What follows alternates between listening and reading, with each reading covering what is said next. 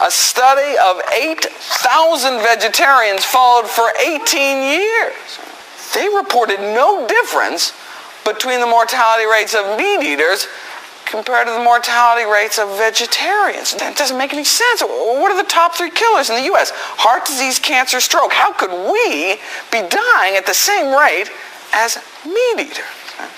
Not only did vegetarians not seem to live longer, they had basically the same number of colon cancer deaths, the same fatal stroke rate, and the same rates of fatal heart disease. They found no difference in the risk of dying from a heart attack between those that ate meat and those that didn't eat meat.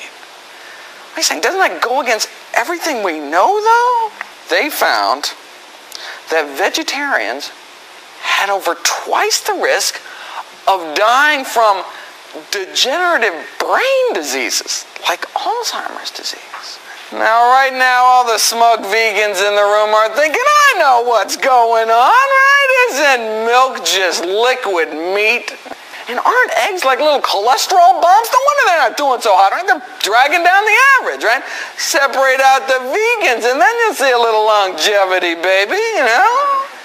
Well, unfortunately, neither of these 2 studies separated out the vegans. What is it about vegetarian and vegan diets that's increasing our risk of dying so much that it's counteracting kind of all of our natural benefits? Right? What is it? And just as importantly, can we change it? Is that yes, we think we know exactly what's going on, and yes, with but a few simple changes, not only will we reclaim all of our natural vegetarian advantages, but we may surpass our highest expectations. They think they've found the deal. What's called an omega-6 to omega-3 ratio. Fats and oils are made up of constituents called fatty acids. And you know there are 3 types of fatty acids. There are the so-called saturated fats. So these are like lard, tallow, the butter fat. These are the animal fats. And also some of the tropical oils like coconut oil and palm kernel oil. These are bad for you. The second type of fatty acids are the so-called monounsaturated fats. It's found in nuts, avocados, olive oil, and canola oil. The third type are the so-called polyunsaturated fatty acids. You know, there are 2 types of omega-3s and the omega-6s. Omega-3s are found in dark leafy greens, walnuts, hemp seeds, flax seeds. Omega-6s are found predominantly in cottonseed oil, corn oil, safflower oil, and sunflower oil. Now, to understand why this ratio makes any difference, we must take a quick diversion into the making of a heart attack. We all start out with wonderfully healthy coronary arteries when we're born. And the reason why coronary arteries are so important is because they supply the very blood supply to our heart muscle to allow it to pump. But then for some reason, the inner lining of our arteries gets injured. And that injury can lead to inflammation. And that inflamed area of the arteries can lead to the buildup of oxidized cholesterol.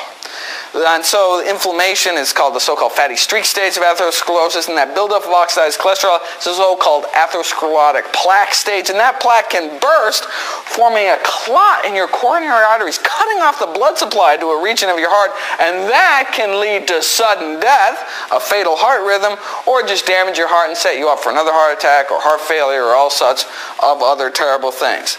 Now, up until now, all the attention has been focused on this stage. You know, the buildup of oxidized cholesterol. And you know, that's the stage we rock at. Not only do we have much lower cholesterol levels, but because of all the antioxidants we eat in our fruits and vegetables, we keep what little cholesterol we do have from getting oxidized. Okay? But what about all these other stages? There is an enzyme in our body that converts the omega-3s we eat to EPA. And some of that EPA goes on to produce a magical substance called DHA. These are great. What's so great about these things? Well, they block the inflammation stage. They even block the clot formation stage. They even block this whole sudden death thing. No wonder they're so great. Omega-6s, on the other hand, use this exact same enzyme to produce a substance called AA. And you know, AA is not so great. But you know, we need both of these in our diet, omega-3s and omega-6s, because these are the so-called essential fatty acids. You know, and our body's smart. It knows all about this great and not so great thing, right? So when we eat about equal amounts of omega-3s and omega-6s, this enzyme prefers omega-3s, right? And so when you eat about equal amounts, this enzyme kind of makes omega-6s wait in line. And so for the last 100 years, our omega-6 to omega-3 ratio has been rising. We've been eating more and more foods containing things like cottonseed oil and corn oil, flooding our system with omega-6s. And although this enzyme does like omega-3s better when you just swamp your body with omega-6s, this poor enzyme is overwhelmed, makes the omega-3s wait in line, and you make a lot more of this stuff and less of this stuff, and that's, not so great. Well, what's not so great about this AA stuff, or arachidonic acid? Well, it actually goes on in our body to produce inflammation. In fact, this is actually how aspirin works. Aspirin blocks our body's ability to produce inflammation from the omega-6s we eat in our diet. And that's why many health professionals would have people at high risk for heart disease take an aspirin a day. And so the ideal intake ratio should ideally be less than 4 to 1. 4 omega-6s for every 1 omega-3. So if you look at the latest studies, ratio for meat eaters was about 7 to 1. Vegetarians, though, 10 to 1. And the ratio for vegans was 15 to 1.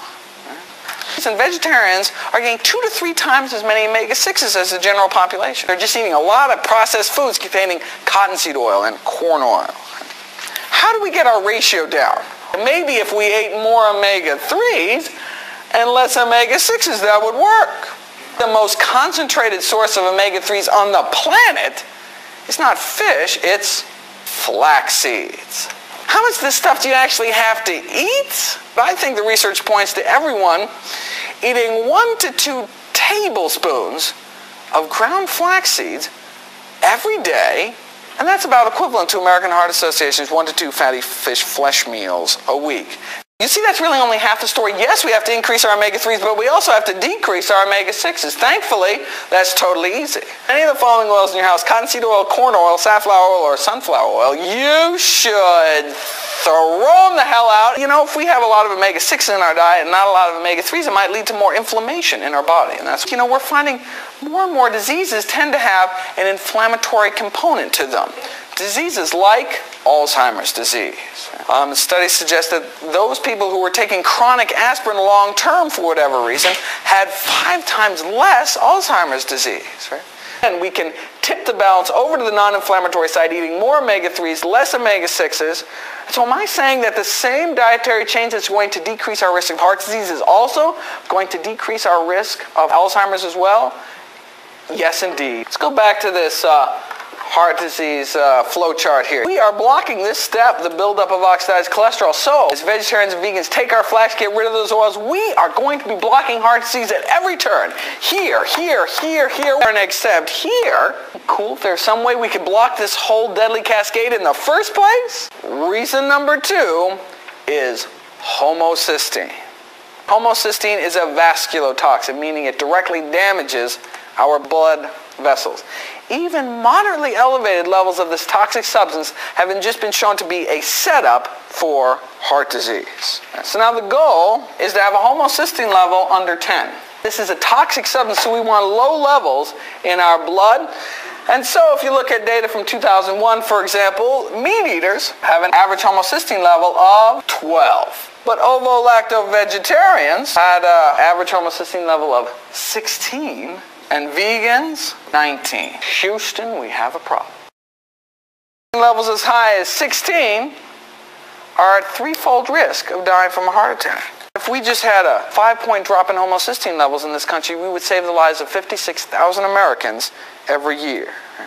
People with homocysteine levels over 14 are 4 times more likely to develop Alzheimer's disease. And so this, homocysteine, is where we think the bulk of the blunting of our heart disease benefit comes from. This homocysteine is also where we think that our increased rates of degenerative brain disease come from as well. Yes, we have less oxidized cholesterol, but we have so much more in this initial entry that it's canceling out our benefits. We've got new data now. 2002, a new study came out. Meat eaters were stuck up at 12. Ovo-lacto-vegetarians had an average homocysteine level of 17, though, and vegans, 27. Why the heck are we so high? How the heck do we get rid of it? Homocysteine builds up in every single person every single day on this earth, and our body has 3 pathways by which it neutralizes this toxic substance into less harmful substrates. Pathway number 1 involves vitamin B6. Pathway number 2 involves a dietary component called choline. And pathway 3 uses 2 vitamins. One's called folic acid or folate, and the other is called vitamin B12. Pretty much everyone gets enough vitamin B6. It's found widely through animal and plant food. Same thing with choline, found widely through the animal and plant kingdom. But folate is found almost exclusively in plant foods, and this vitamin B12, as many of you know, is found almost exclusively in animal-derived foods. Vitamin B12 is the reason we have such dangerous levels of homocysteine. Vegetarians and vegans are just not getting enough vitamin B12 to adequately lower our homocysteine levels. What about herbivores like gorillas, right?